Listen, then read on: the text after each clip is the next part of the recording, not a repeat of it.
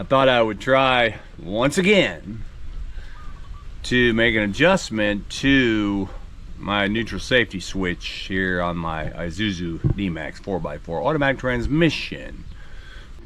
It's in park. Let's see if it starts. Oh.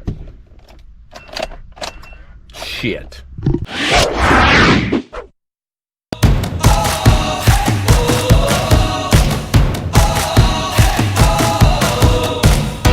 We're starting here, starting right now.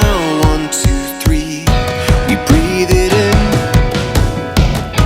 We feel our hearts, they're pounding, rising up to feel the fire dance wild through our veins.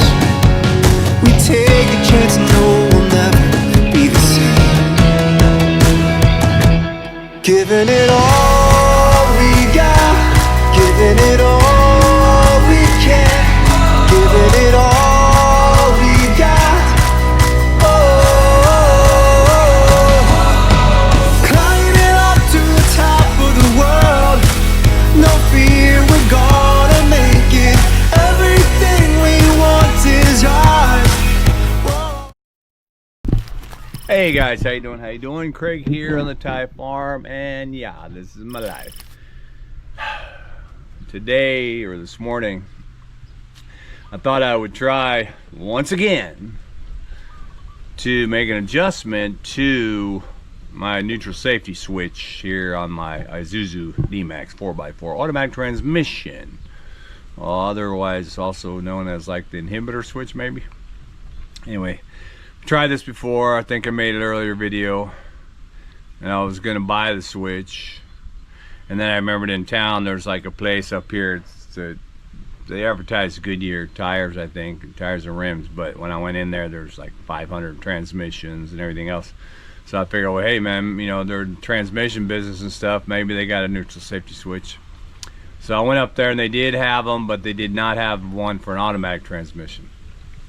But the guy said, just, you know, you have to order that, and so if you go order it, I'll swap it out for you. And I thought, all right, so, and then I can, you know, I can find it on Lazada probably, but I thought before I do that, I'll give it one last try of adjustment, because you can, you know, make these minor adjustments. And I, you know, like I said, it's a 4x, so I'm bouncing around, kabam, kabam, you know, I might have knocked it out of adjustment. My wife's coming back with some Thai tea, I think. So I'm gonna get underneath the truck and we'll take a look at it. All right, back at you. For those of you who don't know, this is the neutral safety switch. So the idea is that I loosen this up and this right here, and I try and maybe turn this, you know, a little bit, or just pressure it a little bit more, and then lock it down again, so that it doesn't have, you know, like it's a little bit. If I back all this off, inside there's going to be like another little black, you know, sleeve that this goes in through, and that might be boogered up, that's embedded into that thing. But what I'm going to do is I'm just going to loosen this, and I'm going to loosen this one. I'm going to turn it, you know, I'm going to try and move that a little bit over, flex this or whatever, just mess it all up. And then you know, and then maybe I won't have that issue, and I'll be able to you know, start my car and park. Yeah, well, wish me luck.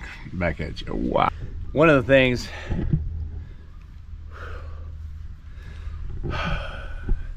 sounds like this, is you wish you had an actual, you know, what's it called, whatever, workman's bay, you know, where you can walk underneath your truck and just deal with it.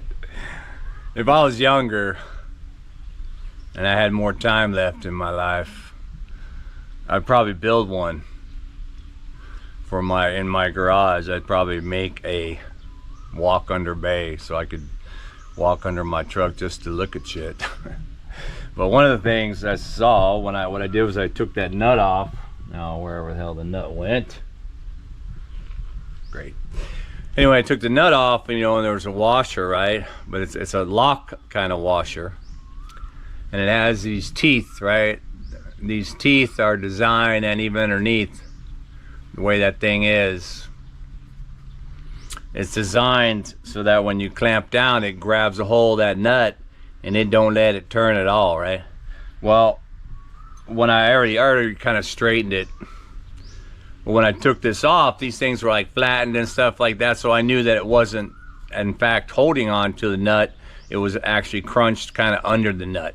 And actually, when I touched the nut, I saw a little bit of movement. I was like, what the hell? So, anyway, now what I'm doing is so I put it in neutral, and it's dirty. I don't have any, I wish I had like parts cleaner. Maybe I should use water.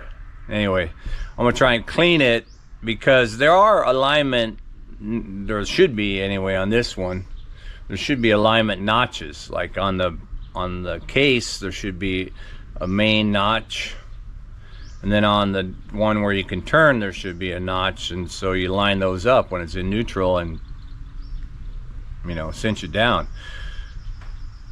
If I clean that up and I see that they're not aligned, then I'm sure that's the deal, and see if I can get it back into alignment or whatever. Anyway, Mechanic 101 here on the Thai Farm. Back at you. Well, I think I might have done it. Last thing I really need to do is I put the nut on here and just held it with the pliers and hammered those locks so that it would fit right when I put it on there. But what I saw was, I'll let you check it out. Because, well, first I should say, also, of course, I had gone online to try and find my truck and the adjustment for the safety switch. And I'm not going to spend 2 hours.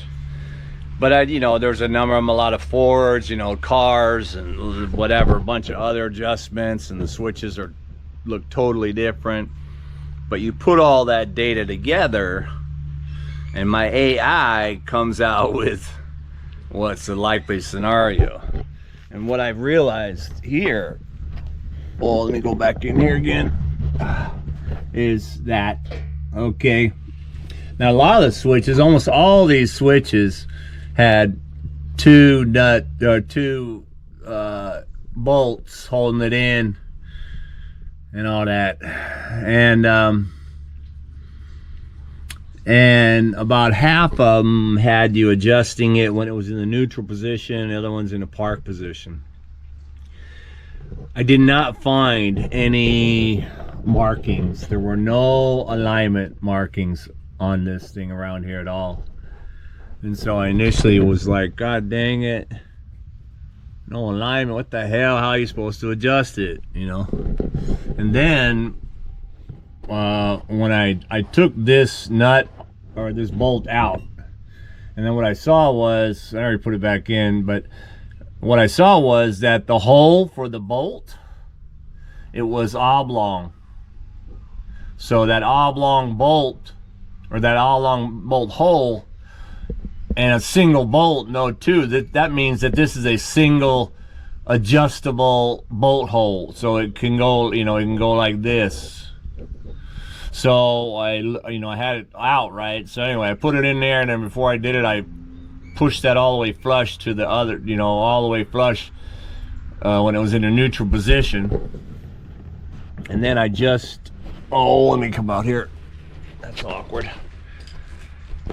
And so with it in its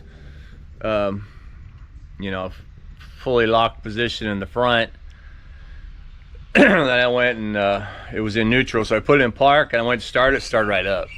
What? So I'm gonna leave it like that. I cranked it down. I'm gonna put this nut back on there, and hopefully tightening the nut doesn't mess it up again. But if so, fact so, I think I might fix it, man.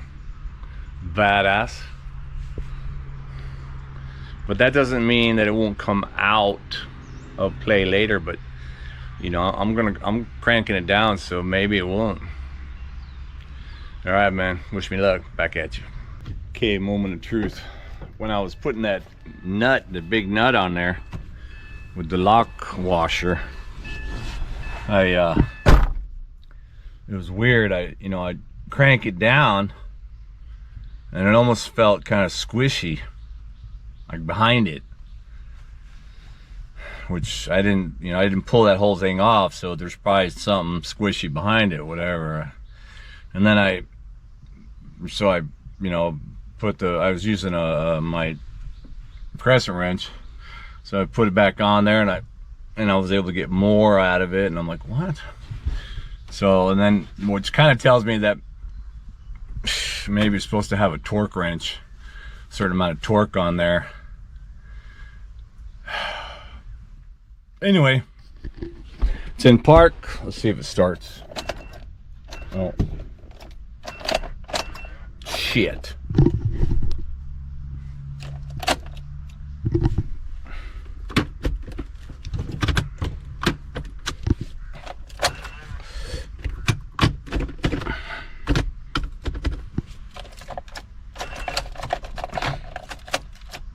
What? Now don't even start in fucking neutral.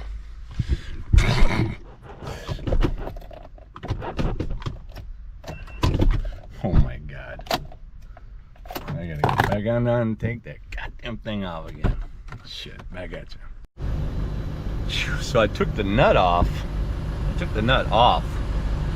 And didn't adjust the bolt. I left the bolt tight.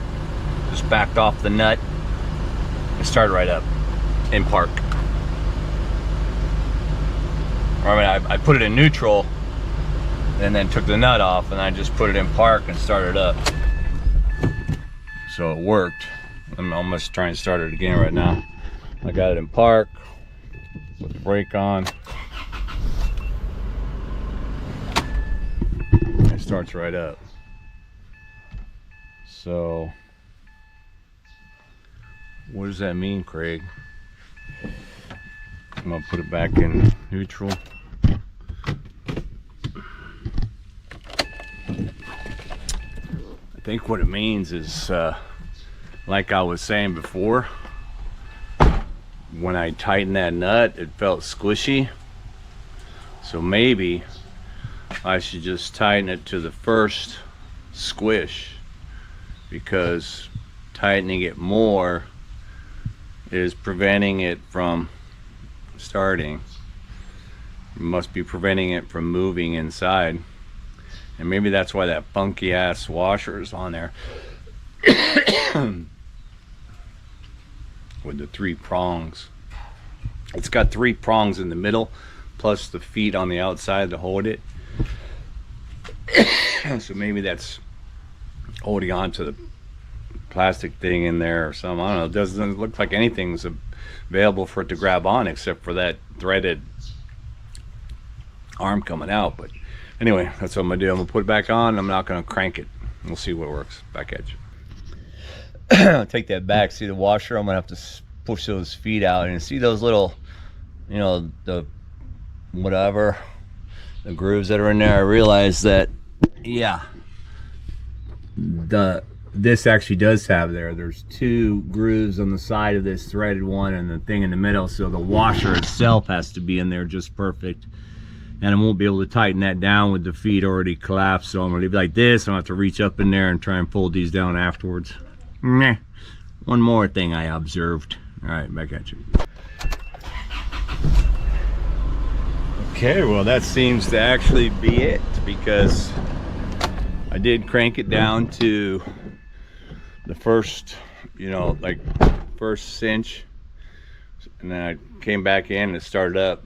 So I went back and I cranked it to like maybe what would be a 2nd cinch, and then it still started. So I went and just kind of tested it, the torque on it, and it seems to be all right. So with that lock washer, that specific kind of washer in place, I went ahead and folded the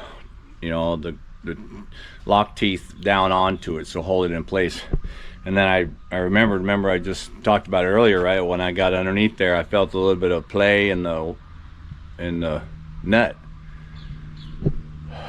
And that's, you know, obviously it was because it was not locked on the washer. And that's probably also what led to more, you know, not being able to start it in park, activating the safety of the neutral safety switch.